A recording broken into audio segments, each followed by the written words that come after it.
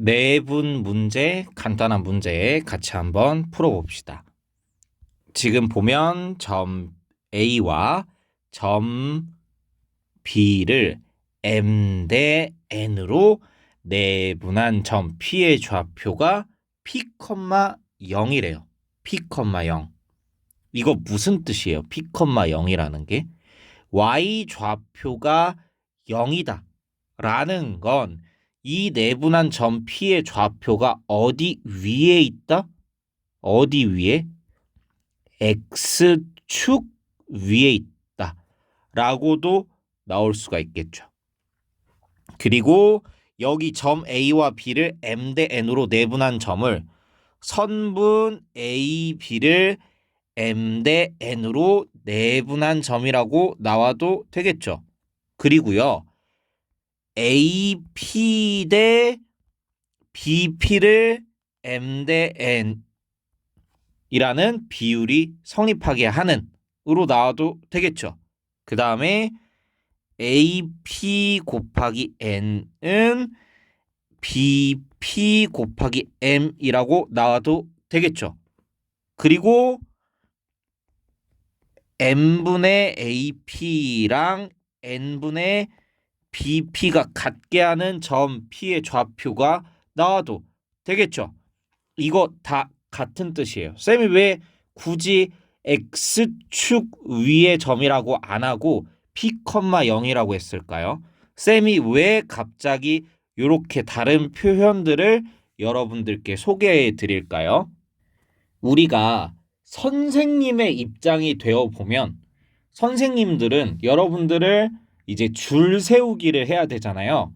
그래서 어려운 문제들을 내야 돼요. 근데 어려운 문제들만 다 내놓으면 사실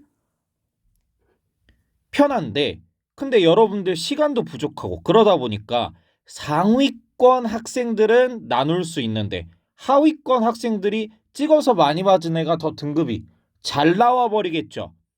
그러면 이제 선생님이 어려운 문제가 아니라 어려워 보이는 혹은 낯설게 느껴지는 문제를 내야 돼요. 그러려면 표현을 다르게 하거든요. 그런 걸 여러분들께 보여주기 위해서 쌤이 여러 가지 지금 표현들을 보여주고 있는 거예요. 그거 말고는 뭐 딱히 이유가 없어요. 이런 식으로 문제가 나올 수도 있구나 하는 것들을 알아두셔야 됩니다. 그럼 이제 드디어 공식을 적용을 해 볼 건데요. 이론 설명은 너무 어려웠죠. 막 X1, Y1 막 등장해가지고 막 이것저것 요리조리 막 이러잖아요.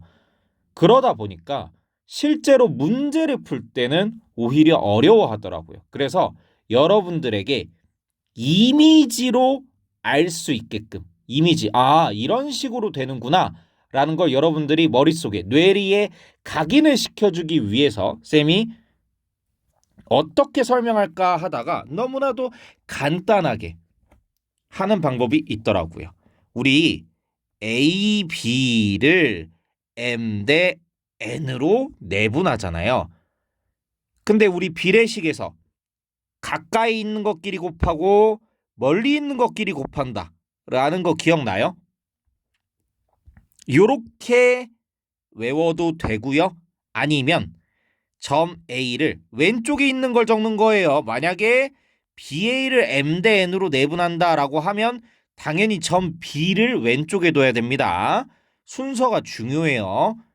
A를 마이너스 1,4라고 하고 B를 5, 마이너스 2라고 주어진 상황에서 M 대 N을 그대로 적으세요.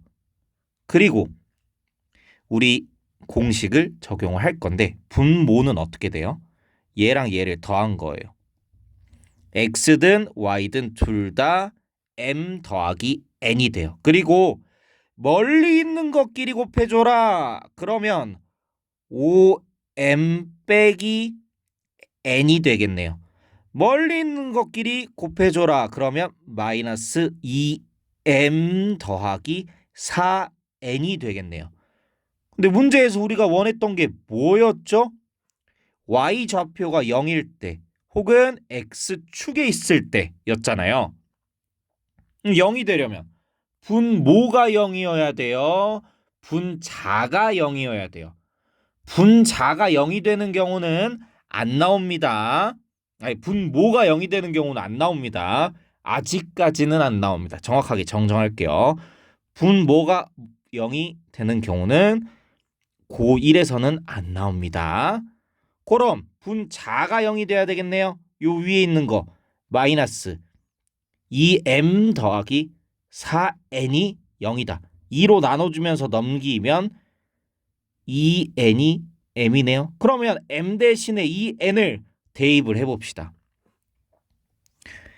10n 빼기 n 2n 더하기 n 2n 더하기 n 마이너스 4n 더하기 4n.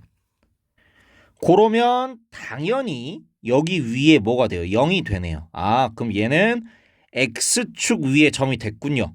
얘 계산하면 3n분의 9n이니까 약분되고 약분되면 3이 되네요. 3,0이 되겠네요. 근데 우리가 구하려고 했던 게 점 P의 좌표예요? 아니요.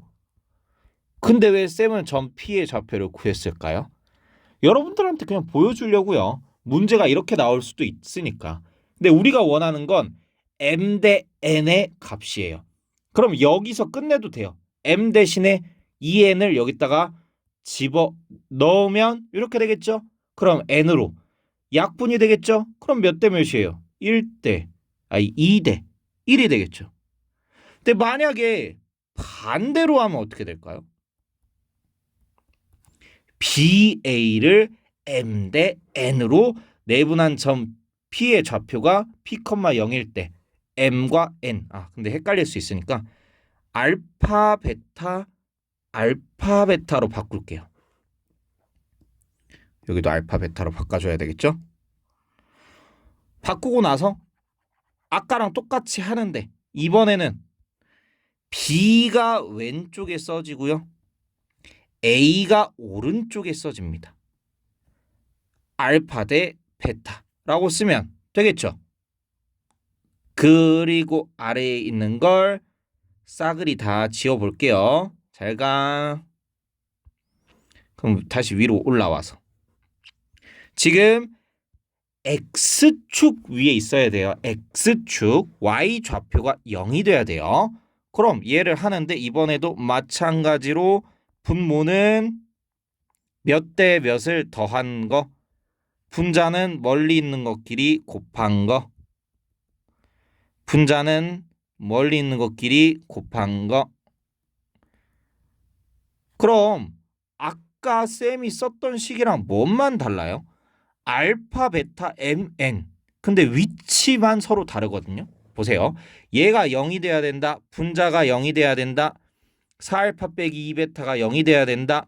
그럼 2로 나누면서 베타 넘기면 베타가 뭐가 된다? 2알파가 된다. 그럼 여기는 0 되는 거 확인 안 해도 알겠죠? 그럼 베타 대신에 2알파 집어넣으면 10알파 빼기 알파는 알파를 뭘로? 알파 더하기 2알파로 나눈 거. 얘 얼마가 나와요? 3이 나오죠. 그러면 베타 대신에 2알파를 집어넣었을 때 알파가 약분이 되면서 뭐가 된다? 1대 2가 됩니다. 그냥 A, B, BA가 바뀌면 얘도 똑같이 바뀌는 거예요. 크게 어려울 게 없습니다.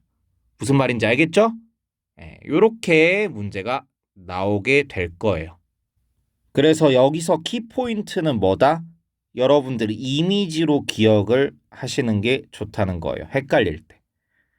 그리고 얘네 둘 순서 바뀌는 게 아주 크리티컬하다. 마찬가지로 얘네도 순서 바뀌는 게 크리티컬하다.